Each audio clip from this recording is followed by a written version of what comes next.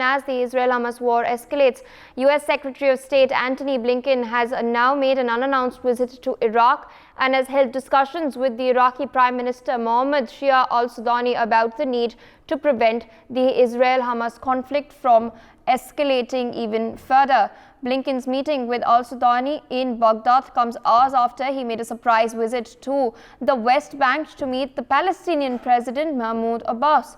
Meanwhile, during the high-profile meeting, the leaders have discussed efforts to restore calm and stability in the West Bank. According to a United States Department statement, in his meeting with Palestinian President Abbas, Blinken has reiterated that the United States remains committed to advancing equal measures of dignity and security for Palestinians and Israelis alike.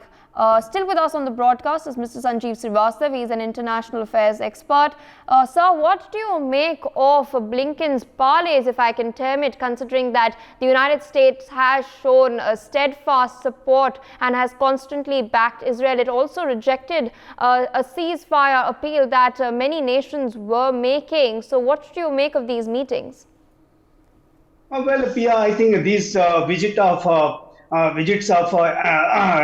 Secretary of State Antony Blinken in that region, Middle East region, is of enormous significance. And the United States of America is a very significant power, and United States of America is obviously trying its best to not to allow this situation to be escalated at the regional level.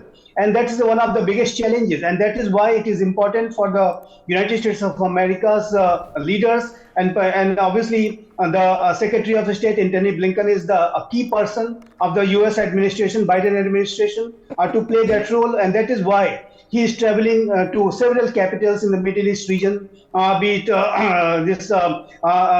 Ramallah or Jordan or Cyprus and other. And obviously Israeli leadership he is constantly in touch with. So he is trying his best to ensure that this situation does not get escalated into a regional conflict, and that will not be good for this region. That will not be good for the world. Already, Russia-Ukraine war is going on. Another war in this very significant region, which is an entire international community is highly dependent for the energy supplies from the Middle East region. That will be severely, disrupted and hampered, and it will cause, enormous disruptions yet again on the energy supply chains, and that will cause a lot of difficulties for the international economic system. So I think the United States of America is trying its best to not to allow this situation to be escalated. Also, at the same time, United States of America is providing full support to Israel in their war against terrorism.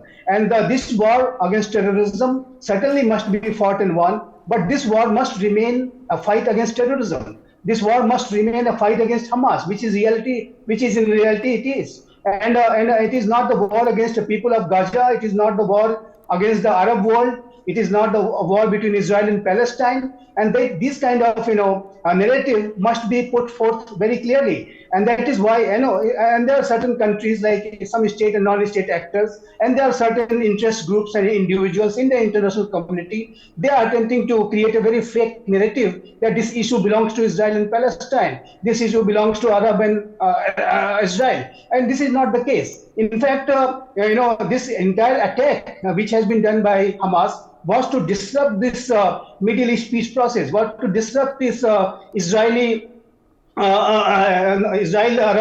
normalization process. So I think it is very important. That is why for the responsible leaders like Secretary of State Antony Blinken and other leaders, our Prime Minister Shri Narendra Modi has been speaking to the various leaders of this region quite regularly. And similarly, the other responsible countries are also doing the same thing. And it is very important that this kind of a narrative, this kind of a responsible leadership is provided to that region, so that this war remains the war against terrorism only. This war does not and must not get escalated into a regional conflict, and that is the key, top priority. And with regard to his visit to Iraq, yes, United States of American forces there in the region is facing some threat from Syria and Iraq. The Iranian-backed militants have been attacking U.S. forces, and that is why he has made to this unannounced visit to Iraq and has a meeting with al-Sudani, the Iraqi leadership, where he has discussed several security-related issues, and he's got a briefing from U.S. Embassy there in Iraq also. So I think his visits in this area will continue happening. And because the US is playing a very significant role in providing stability in that region, and yes, the top priority of the US administration is to ensure that it should not get escalated into regional conflict, but humanitarian crisis and the hostage crisis is another key area, the key priorities which the US is having, and for that to also to make some progress on that front also, he is visiting those areas. For more such videos, subscribe to the NewsX YouTube channel, hit the bell icon.